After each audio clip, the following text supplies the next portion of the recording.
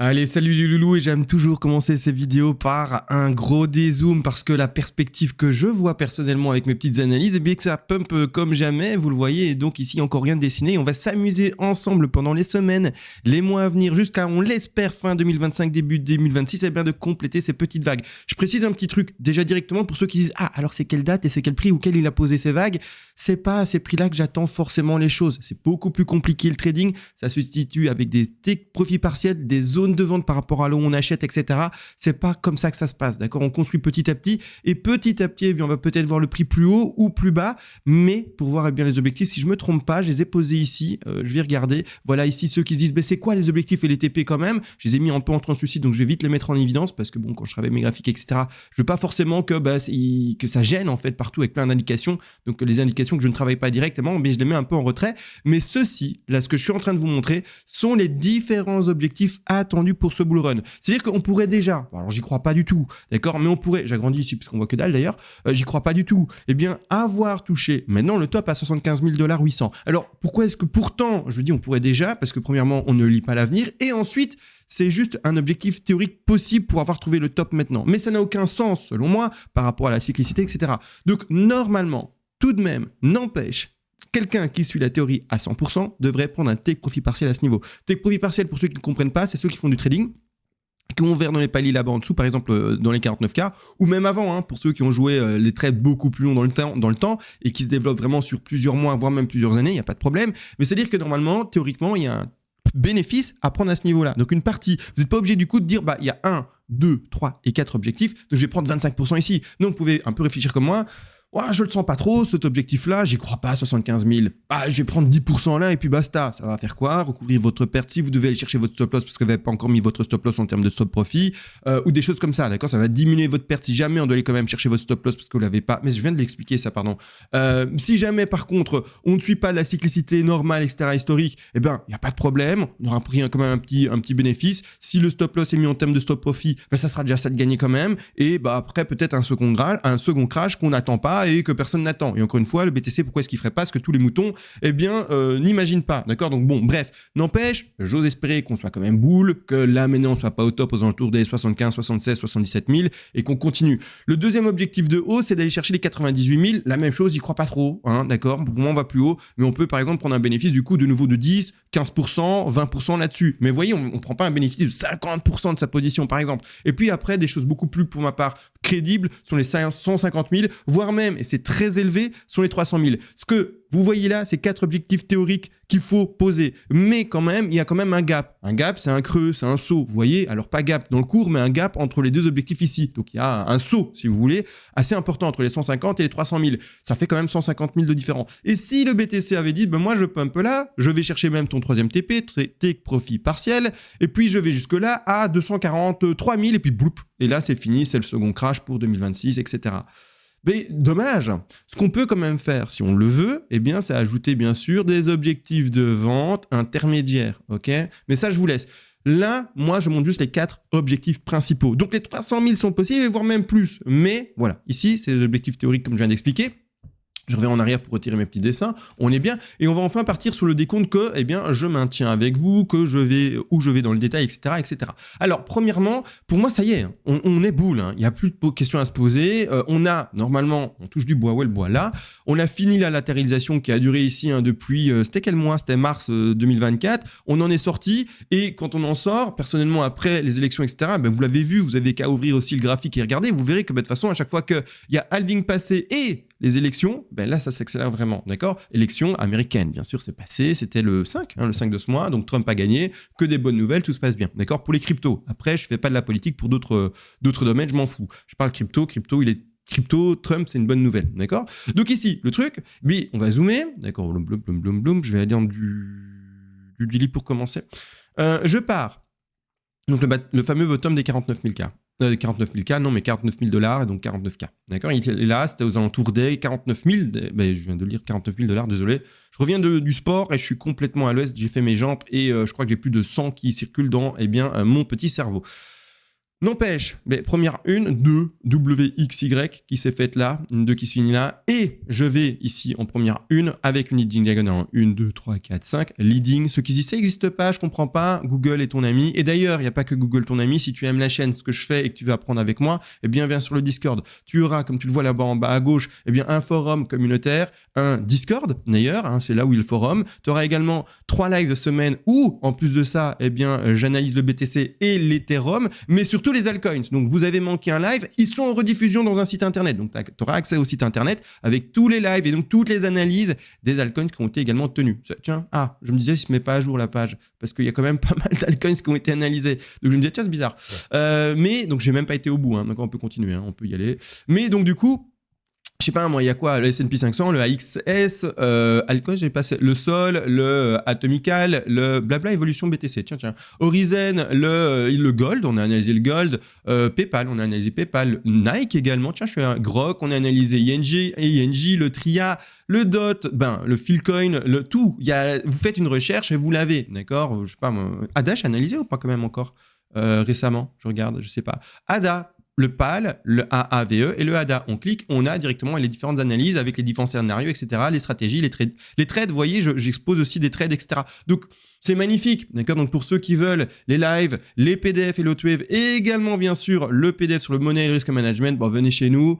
Ça va aider la chaîne, hein, je vous mens pas, bien sûr. Hein, c'est grâce à vous, et bien que maintenant, je peux me mettre à 100% sur YouTube, etc., et pas faire autre chose à côté. Et donc, merci à vous, parce qu'avant, voilà, je devais également faire un peu de trading, mais là, c'est fini, je peux être complètement libre et grâce à vous, donc merci beaucoup et donc j'ai un job beaucoup plus stable. Malgré tout, maintenant qu'on a expliqué tout ce que vous pouviez avoir avec l'abonnement, 30 € pour un mois, bon, j'ai ma première leading, mon retracement de 2. Alors, retracement de 2, méga faible, hein, on est d'accord. Hein, mais c'est du bull run, c'est normal. On va retrouver des trucs méga faibles, c'est logique, c'est comme ça, c'est la vie. On va même pas chercher un 23,6, 38,2 ici de retracement. On est vraiment très faible, 23,6,8, mais allez, on va même pas chercher les 38,2. Donc, on est vraiment sur une 2 microscopique. Mais on l'accepte, d'accord. On l'accepte, c'est du bull run, c'est normal. Le souffle baissier, en fait, il se fait avoir par un souffle fou haussier. Et donc, malheureusement, ce souffle baissier, il est tout petit. Il n'arrive pas à être grand et fort comme comme un bear fort, puissant, qui va chercher du miel à des petites abeilles. Donc ici le truc, maintenant, j'ai mon bat 2 et c'est parti quoi. On décolle, on est dans une vague 3, d'accord, une vague 3 bleue, on la voit ici. Cette vague bleue, se fait elle-même sous décompté, donc je vais d'ailleurs mettre un peu en retrait les degrés supérieurs, parce qu'on n'en parle pas maintenant directement, mais donc ce degré 3 est sous-divisé en jaune, et là, je suis en daily, je vais aller encore dans le détail, donc je dézoome un peu pour que vous puissiez voir et voir un peu les vagues. Donc la grande 3 à 4 et dernière énorme 5 qui va monter, et la 1, 2, chut, et puis vous voyez un peu les décomptes. Je vous laisse, vous mettez stop pour voir un peu où vous y retrouvez. Je vais zoomer là-dedans. Dans ces toutes petites vagues, on va aller en horaire, je pense. Donc voilà, vous êtes au courant. Je reprécise, là, le jour de cette analyse, on est précisément le 9 novembre. Donc comme ça, vous pouvez également zoomer avec votre graphique en ce 9 novembre. Si vous êtes le 10, ça tient toujours. Ou si vous êtes le 11, ça tient toujours. On s'y retrouve. On n'est pas passé à 2 mois non plus de décalage. On va sur du 4 heures ou de l'horaire Je regarde. Non, de l'horaire, écoute... non, quoique. Non, l'horaire ou le 4 heures, c'est la même. Allez, je vais me mettre en 3. Il y aura un peu plus de bougies, mais ce sera un peu plus fluide pour la lecture, je trouve. Ouais. Quand même, une chose à vous montrer. Je vais quand même aller sur le Discord pour vous montrer ça, parce que sur le Discord, bien sûr aussi, parce que les gens ont accès à mes plans, en anticipé, etc. Ce qu'on voit maintenant, c'est ce que, par exemple, on a analysé le 7. Donc là, on est le 9. Le 7, on voit ça. J'agrandis comment quand même, c'est les screens, je mets tous les screens de mes analyses, etc., qui sont faites en live, etc. Vous n'avez pas eu accès à ça effectivement maintenant, mais voilà, je vous le montre quand même. En fait, voilà, on partait sur le top 1 qui est installé maintenant, on va en parler, donc avec un sous-décompte 1, 2, 3, 4, 5, à rebond de B et les 2 zones d'achat. Les 2 zones d'achat ont été posées, ont été touchées, alors la première, pas la seconde. Mais cela dit, la zone d'achat avait été travaillée par rapport à une baie qui a été finalement travaillée à l'avance, parce que le rebond ici n'avait pas encore été effectué jusqu'au bout. On va regarder ça sur le graphique. Il avait été chercher 123, il a fait sa petite correction, été chercher cette zone-là, et depuis il a rebondi, il a été recherché de nouveau. On va regarder ensemble maintenant. Donc le BTC, il a fait quoi? Un pump, un dump, un pump, et puis il est là maintenant, il est un peu à l'horizontale, d'accord? Il a été chercher les 123, et puis après, là un peu plus haut, les 138. Et également, et c'est là où il faut voir, d'accord, les choses, c'est que du coup, hop, je retourne ici. Vous voyez, zut, j'ai mal manipulé mon graphe. Voilà. C'est que du coup, au début, B, en fait, la B devait se poser là et les zones d'achat comme ça, d'accord? Cela dit, avec l'évolution qu'on en a, donc regardez bien, le retracement de la B, alors c'est un peu compliqué, j'avoue, quelqu'un qui est tout néophyte qui arrive, etc., il comprend que dalle, c'est normal, mais comme je le dis, tu as le Discord si tu veux apprendre rapidement avec moi, poser les questions directes, etc. Mais c'est normal, mais ici, 123, tout à fait classique pour une flat en running. Cela dit, donc il retrace ici, comme je vous l'ai dit, il va chercher les premières zones d'achat qui étaient un peu plus basses d'ailleurs avant, d'accord, tout simplement.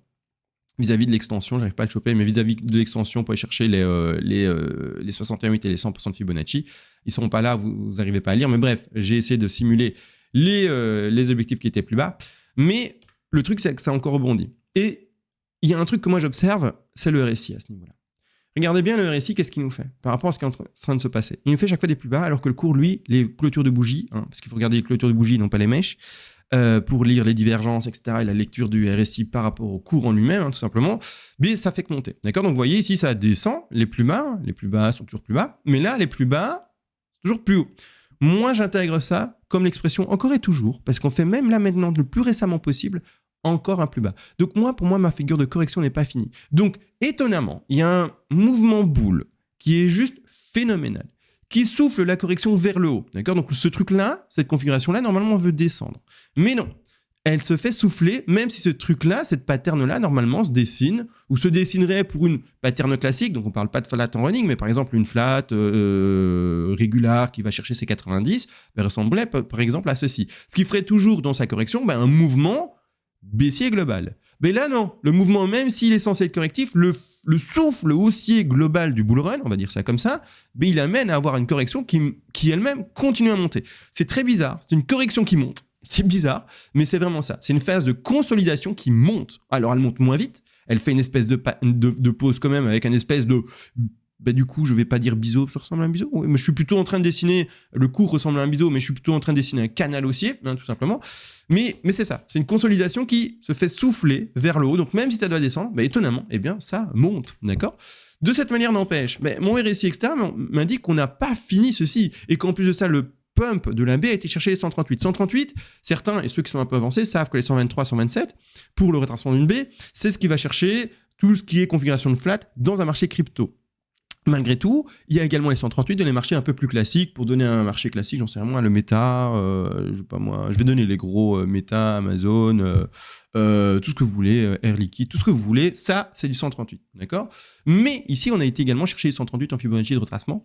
On peut aussi l'accepter, d'accord? On va pas être trop en mode, non, c'est crypto, on t'accepte pas. Non, on peut l'accepter, et surtout vis-à-vis de la lecture qu'on en fait du RSI. Moi, ça m'invite toujours à rester, tout simplement, en une correction. Pourquoi aussi? Parce que si je voulais, d'accord, me dire, voilà, en fait, pourquoi est-ce que finalement la B n'aurait pas été finie ici, à 723 crypto, on va dire ça comme ça, puis la C là, déjà c'est dégueulasse, c'est pas beau, c'est pas harmonieux comme figure, mais surtout, en fait, si je devais commencer une 1 et une 2, alors sans faire attention sous décompte, juste pour la lecture de récit, disons que la 1 a été cherchée ici, et puis qu'on doit aller chercher une 2 à un moment, 3, 4 et 5, moi, ce qui me gêne, c'est la lecture ici, d'accord, du cours, où j'arrive à me positionner.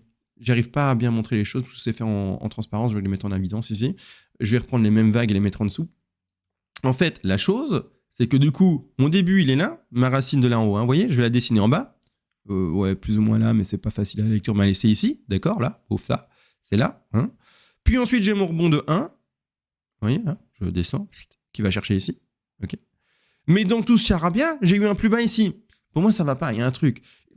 Ça va pas. La correction se fait encore. On n'écrase pas la racine, d'accord? Dans le RSI, en tout cas, c'est un outil pour nous aider. Et moi, là, j'ai envie de m'aider du RSI, clairement. Et donc, il y a une construction, ça va pas. Ça va pas, d'accord? Classiquement, ce que j'aurais aimé lire, c'est, par exemple, là, le début d'une une propre, par exemple. Pour le moment, parce qu'on n'a pas encore enfoncé, la 2 ne renfonce pas ni rien. Là, il n'y a pas de quiproquo. Mais là, il y a du quiproquo, d'accord? Donc, je pars pas là-dedans. Je pars dans un truc méga boule, parce que si la correction monte, alors que c'est censé être une correction, vous imaginez bien ce qui va se passer après, d'accord? Donc, ce qui va se passer après, c'est que les 80 000 se font exploser, et on va pouvoir les chercher beaucoup plus haut. On va essayer de regarder d'ailleurs ensemble. Malgré tout, là, on y est, d'accord? Donc, où est-ce qu'on va aller chercher les zones d'achat? Elles ont été repositionnées par rapport à ce que je vous avais montré sur le Discord, donc c'est évolutif. On regarde vraiment, on va chercher les plus hauts, on se réadapte par rapport aux zones d'achat, etc.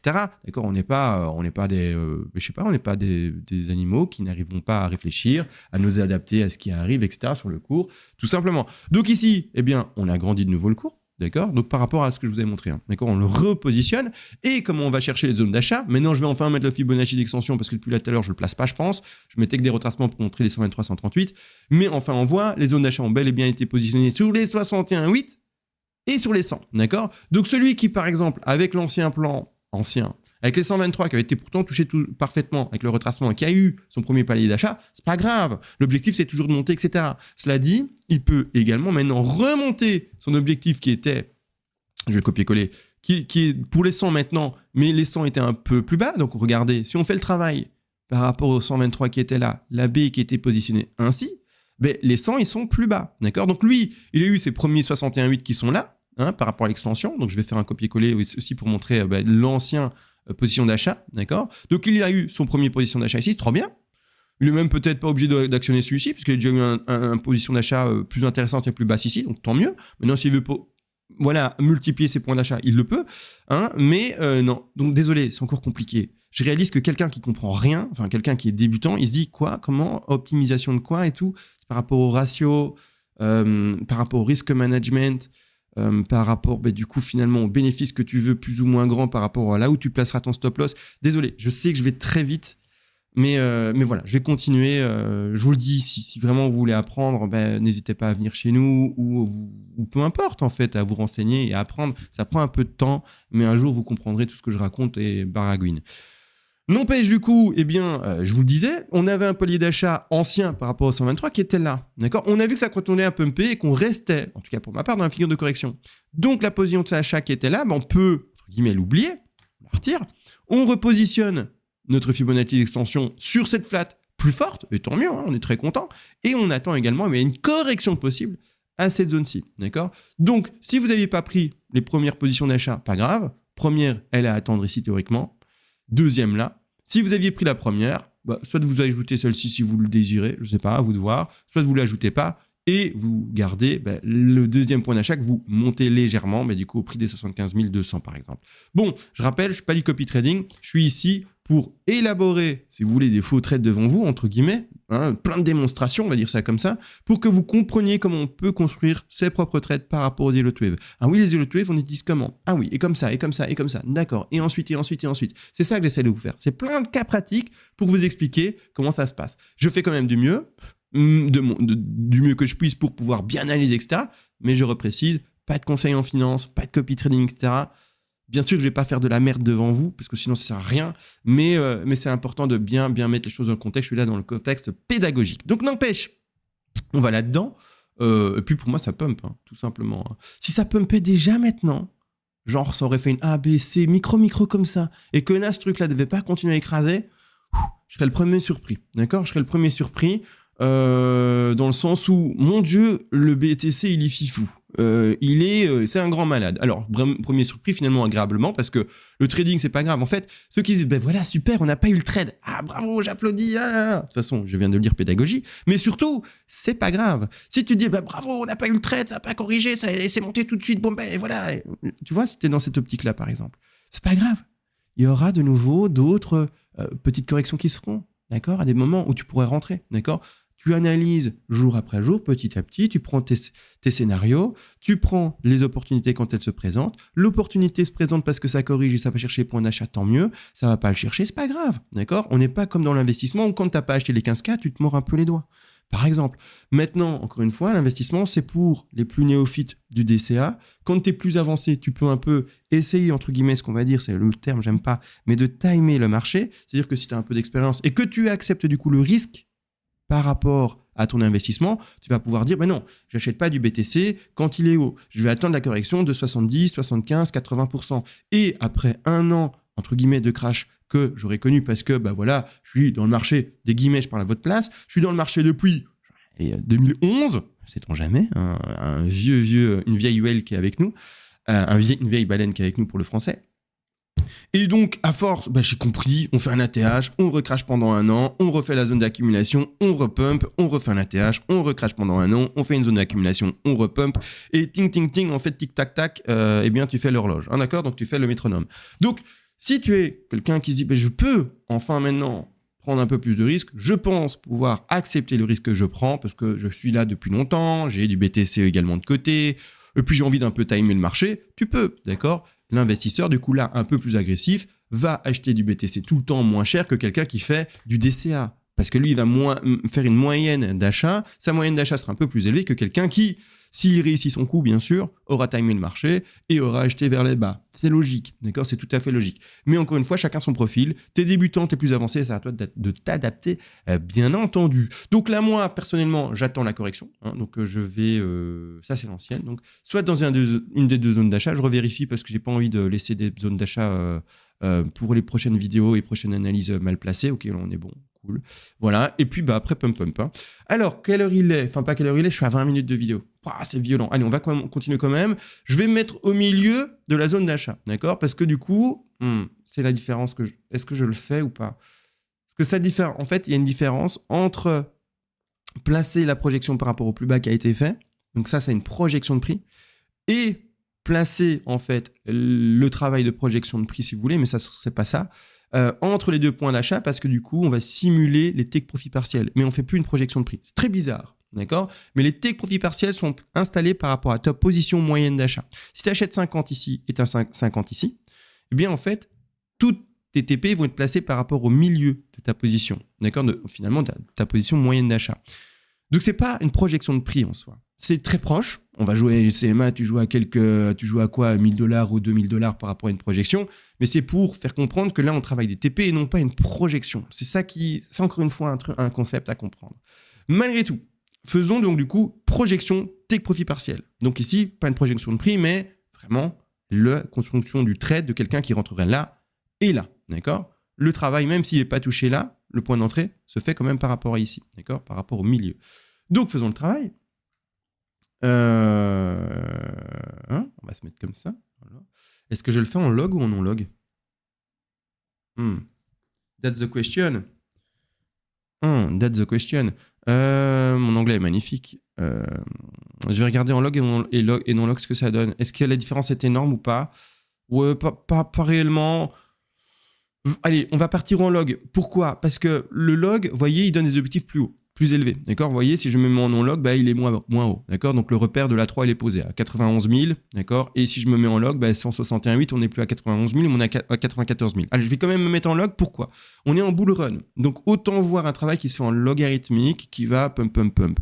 Le logarithmique, je préfère personnellement le travailler sur les grandes time frames, d'accord? Dans les petites, voilà, je reste plus ou moins vers le non-log, mais n'empêche, voilà, ici... Voilà, on est vraiment très bull. La différence n'est pas folle entre log et non-log, d'accord? Donc, on est à 3000 $ grand max de diff. Bon, allez, on va le jouer en log. On va partir vraiment dans ce concept de on est méga bull avec le bull run, d'accord? Avec le BTC. Donc, premier objectif, et je ne vais pas faire les objectifs maximales, etc. Toujours les premières fourchettes de prix, d'accord? Donc, c'est-à-dire par rapport au TP. Objectif 1, à 161,8, la 4, 23,6, d'accord? Je ne vais pas le mettre à 38,2 ou plus ou 50. Pourquoi? Parce que, encore une fois et toujours, on est bull run, les amis. Donc, le souffle, il est foufou vers le bas, d'accord? Donc, foufou vers le haut, pardon, et pas vers le bas. Donc, il y a cette intention-là. Donc, lui, il va essayer d'aller vers le bas. Mais non, en fait, il fait OK, ah mince, qu'est-ce qui se passe? Désolé, on souffle vers le haut, bonhomme. D'accord? Donc, c'est vraiment ça. Donc, ici, le truc, c'est que je la mets à 23,6 de retracement. Alors, je l'ai fait avec l'extension. Petit truc mémotechnique, les 23,6 de retracement se retrouvent sur les 123, étonnamment, d'extension. Donc, regardez, bouf, 23,6, il est là. D'accord? Voilà, il est parfait là. D'accord? Donc, 23,6 de retracement. Et on va placer enfin maintenant l'extension pour les 5 derniers objectifs de la 5. C'est quoi? Ce sont les 100. Déjà, à 102 000 $. Donc, on peut peut-être déjà être très, très rapidement à 100 000 $. Parce que sur mes miniatures, moi, je m'amuse à mettre 80 000 pour être gentil, d'accord? Mais non, en fait, BTC, il n'est pas gentil. Alors, CMA, il est gentil, mignon. Non, BTC, il n'est pas gentil. Lui, il va te surprendre, il va te malmener. Alors, là, on aimerait bien tous être malmenés comme ça. Vous savez, voilà, je ne vais pas vous raconter les trucs de couple, hein, mais le fameux viole-moi, mais je ne veux pas être violé. Vous voyez, mais ce que je veux dire, c'est quand c'est de sa femme, attention, d'accord, hein. Mais le petit fantasme de sa femme, par exemple. Bref, on a un peu le fantasme avec le BTC en ce moment, vous avez compris? Donc, le truc, c'est « Ah non, me malmène pas, mais vas-y, s'il te plaît. Allez, fais-nous plaisir quand même. » Donc, le truc, on va chercher ici, premier objectif de vente, par rapport aux achats qui sont là. Oh, c'est en vert. Malin, va. Vente, c'est rouge, hein, code couleur. On achète en bas en vert et on revend en rouge, hein, code couleur pour se faire comprendre. Hein. Donc, premier objectif d'achat là-bas en bas, Stop loss, à vous de positionner par rapport au ratio, mais même si vous le positionnez tout bas, bah, c'est tout bon. On va faire le travail. Donc, positionnons quelqu'un qui est super sur la défensive. Il se dit, ouais, moi, je vais pas jouer un truc serré. Hop, c'est défensif. On va faire le travail ensemble. Objectif 1, 102 000. Objectif 2, 111 000. Objectif 3, 127 000. Donc là, maintenant, objectif de ratio.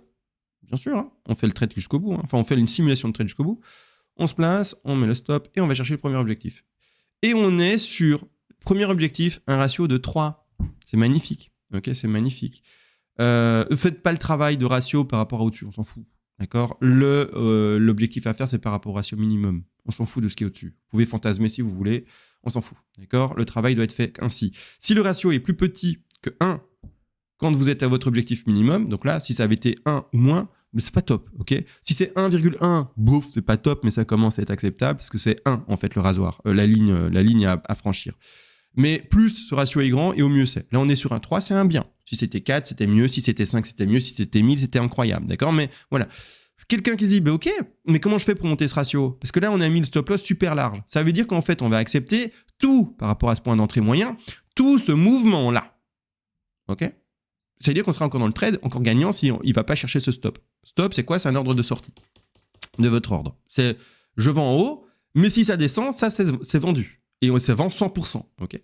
Donc, le truc, c'est que quelqu'un qui veut monter son ratio, ici, qui est seulement de 3 s'il est si bas, et qui se dit, même logique, non, le BTC, il va corriger très peu, blablabla, je sais pas quel argument, et il veut monter son stop loss à ce niveau-ci, à 71 000 par exemple. Il se dit, non, le BTC va jamais redescendre aussi bas, il faut pas être aussi large, et 66 000, etc., il faut pas exagérer. Allez, gros niveau de support vers là-bas, je mets mon niveau, je sais pas pourquoi, mais il met son niveau, je l'ai rebaissé un peu, mais 70 400.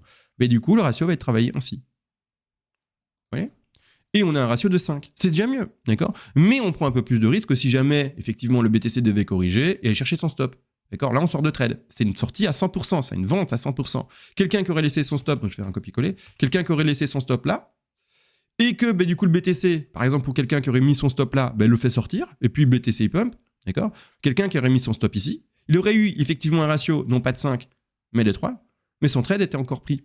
Voilà, mais bien.